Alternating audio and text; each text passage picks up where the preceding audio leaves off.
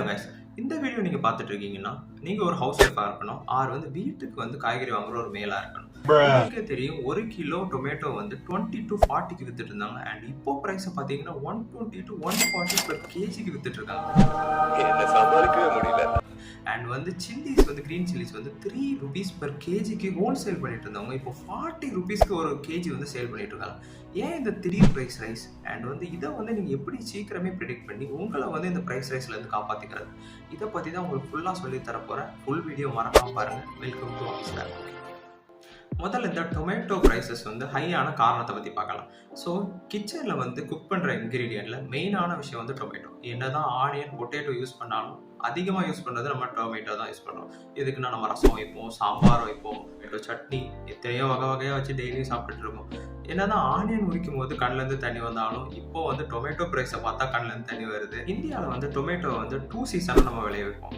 ஒன்று வந்து ராபி கிராப்ஸோட விளைய வைப்போம், இன்னொன்று வந்து கேரிஃப் கிராப்ஸோட விளைய வைப்போம். ராபி கிராப்ஸ்னால் என்னென்னு பார்த்தீங்கன்னா வீட்டு, பார்லி, ஓட்ஸு, இது கூட நம்ம டொமேட்டோவை சேர்த்து விளைய வைப்போம். ஸோ இது வந்து ஒரு சீசன் விளையும். அண்ட் இன்னொன்று வந்து கேரிஃப் கிராப்ஸ். இதில் வந்து என்ன விளைய வைப்போம்னா ரைஸு, மெய்ஸு, சுகர் கேனு, இதே மாதிரி கிராப்ஸ். அண்ட் இது கூடயும் நம்ம டொமேட்டோவை விளைய வைப்போம். ஸோ வந்து இந்தியாவில் அதிகமாக டொமேட்டோ ப்ரொடியூஸ் பண்ண இடம் எதுன்னு பார்த்தீங்கன்னா யூபி, மகாராஷ்டிரா, கர்நாடகா, ஆந்திர பிரதேஷ் அண்ட் நாசிக். 2 சீசனாக வந்து இந்த டொமேட்டோ விளைய வைப்பாங்கன்னு உங்களுக்கு சொல்லியிருக்கேன். ஸோ வந்து ஜான் டு மார்ச் வந்து விளைய வைக்கிறாங்க இந்த இயரில்.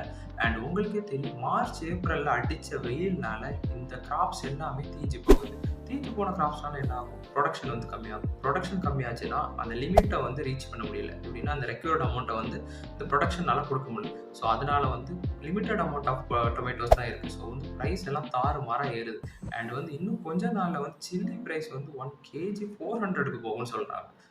இனிமேல் க்ரீன் சில்லிலாம் இல்லை போல், ஃபுல்லாக ஆச்சி மசாலா வத்தப்பொடி தான்.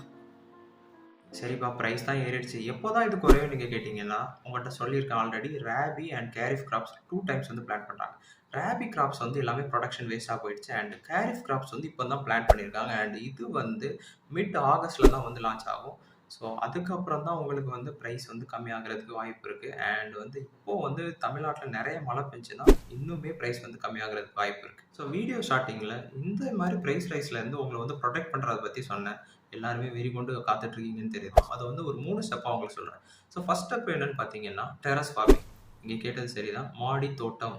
அதாவது வந்து டொமேட்டோ பிளான்ட் வளர்கிறதுக்கு வந்து சம்மர் அவசியம். ஸோ வந்து இதை வந்து மார்ச்சில் ஆரம்பிக்கலாம். March to April, May 3 months வந்து டொமேட்டோவுக்கு. ஸோ வந்து 3 months வந்து நீங்கள் டெரஸ் ஃபார்மிங் பண்ணிங்கன்னா என்ன தான் மழை வந்து வெயில் வந்து பிளான்டிங் எல்லாம் ப்ரொடக்ஷனையும் ஸ்டாப் பண்ணாலும் உங்கள் மாடி தோட்டம் எப்போவுமே நல்லா காய்ச்சிக்கிட்டே இருக்கும்.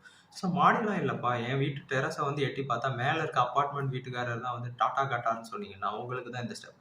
ஸோ வந்து நீங்கள் இருக்க ஏரியாவில் பக்கத்தில் இருக்க லோக்கல் ஃபார்ம், அதாவது வந்து சிறு விவசாயிகள் வந்து நிறைய பேர் வந்து நிச்சயமாக ஃபார்ம் பண்ணுவாங்க. அவங்கள்ட்ட வந்து குறைஞ்ச ப்ரைஸ்க்கு கிடைக்கும்.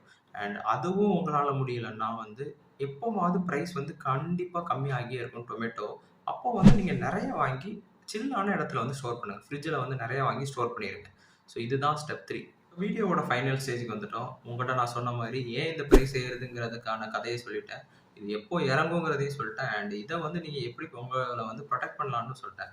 ஸோ இதே மாதிரி உங்களுக்கு கண்டென்ட் பிடிச்சுன்னா மறக்காமல் சப்ஸ்கிரைப் பண்ணுங்கள். அண்ட் இந்த வீடியோ உங்களுக்கு பிடிச்சிருந்தா லைக் பண்ணுங்கள். எத்தனை பேருக்கு பிடிச்சிருக்குன்னு நான் தெரிஞ்சுக்கிறேன். அண்ட் இங்கே வந்து சம மழை பெஞ்சிட்டு இருக்கு. ஸோ எங்கள் ஊரில் தக்காளி விலை கம்மியாகிடும்னு நினைக்கிறேன்.